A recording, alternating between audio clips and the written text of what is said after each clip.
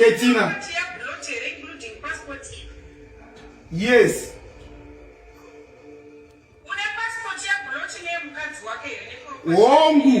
Wongu. Mhuri yeZimbabwe ndaenda kubatira vhidhiyo raex manager waBloti Tony Bindura achikonfesa kuti ane zvinhu zvaBloti mushure mekunge aitaura naKetina.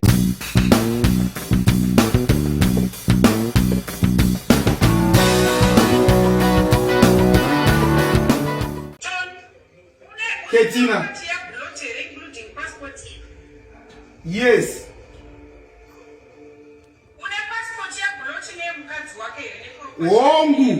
Wongu. Right. Ketina, chinhu chakaita kuti inini ndive nepassport yaBloti yekutanga. Inini ndaive ndiri manager waBloti. Unozwisisa?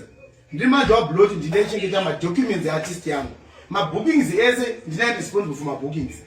Bloti ari kwaari hazotabhuka show here aita sei ndineri for mapose. Ndikata show yekudzi kwenda South Africa iri kuenda kana kuti yakanzi iri kuenda kana mheno kuUK mapose asvika pandiri. So what bad ngendive ndine passport yaBloti muofisi mangu ndiri manager after anditofonerwa ini pako. Saka what bad about that? Right. No, give me time. You don't need to be mchana. Don't worry about them. I didn't do it. I didn't do it.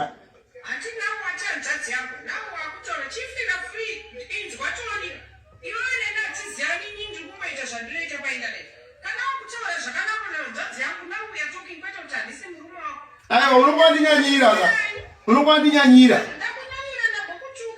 Aiwo ndazoka ndindo maswada machichi ipapo ndozonana kuti ndinoti kuti mutare zvemagearbox inini unoyoza kuti zodanga padhuze ndakamusanisa nekarada ndinoporisa mheni ndikutokutorera chokwadi soketi ndairapa mapako chizagoma noti Tony Bindura atoti Tony Bindura anopisana pisamba ndairapa mapako nchirwa kuti muzagoma kudai ukakwaedzi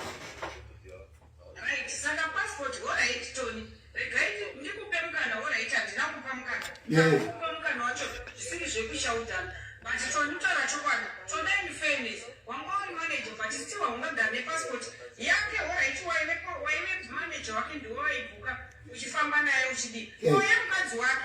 Right. Nyaya yemukadzi yepassport yemukadzi waBloti is a little bit a long story because iri kudhiraivwa ichibva kubuda kwakazoita zvinhu kumba kwaBloti kunyowani kwakagara kuti asvika pari zvinhu. Passport yemukadzi waBloti haisi yekunzi yakabiwa yakaita sei. Since inini ndandini muridzi wemba handiti pandakaburiswa ndichidzingwa ndakanzi tuta nechinhu twako. Saka ndokuva ndine passport yemukadzi waBloti ndati mhanya akuda kupapindura but it was a story for another hour maybe for another day. But ini ndazomhanya unovhara kuti ndokuti passport yemukadzi waBloti inge yakwandiri inini. Second news update mhuri yeZimbabwe ndaenda kubatira new drama raJaPraise apo paactor achinzi Baba Abuja. Ndokumbura murudzo zvamunofunga mucomment section pamusoro pedrama iyi.